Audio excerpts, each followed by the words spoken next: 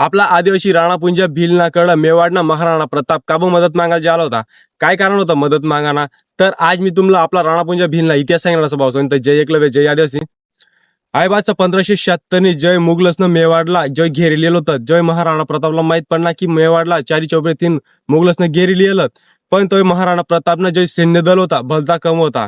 तवे अब महाराणा प्रतापनं जंगलमध्ये राहणारा आपला राणापुंजा भिलनाकडं मदत मागायला जायला होता. जय मदत मागायला गेला जय महाराणा प्रतापनं आपला राणापुंजाला भेटना जय पुरी बात सांगना जय मुघलसनं कसा मेवाडला घेरलेलं.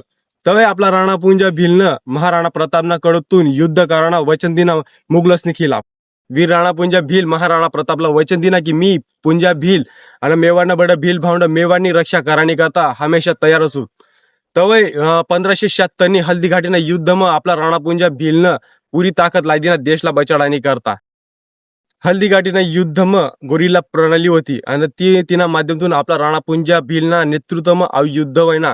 आव युद्ध व्हावानंतर कितलाक वर्षपर्यंत मुघलसनं मेवाडनीकडे दखनलं सुद्धा ना. हल्दी घाटी युद्ध व्हावानंतर मेवाडना जो चिन्ह आहे त्यांना मग आपला राणापुंजा भीलला युग युग पर्यंत याद ठेवानी करता मेवाडना राजचिन्ह मग आज बी त्यांना प्रतीक लिहिलं. तर तुम्हाला माहिती आहे मेवाडनं जो चिन्ह राजचिन्ह जे दिखीन ना त्यांना आपला भील ना आपला वीर राणापुंजा भील ना याद करानी करता त्यांना जो शौर्य होता त्यांना पराक्रम त्यांना बलिदान जो हल्दी घाटीने युद्ध मग करेल होता तो पराक्रम याद ठेवानी करता आज बी मेवाडना राजचिन्ह में आपला भील ना चिन्ह प्रतीक लिहिलं भाऊसानी.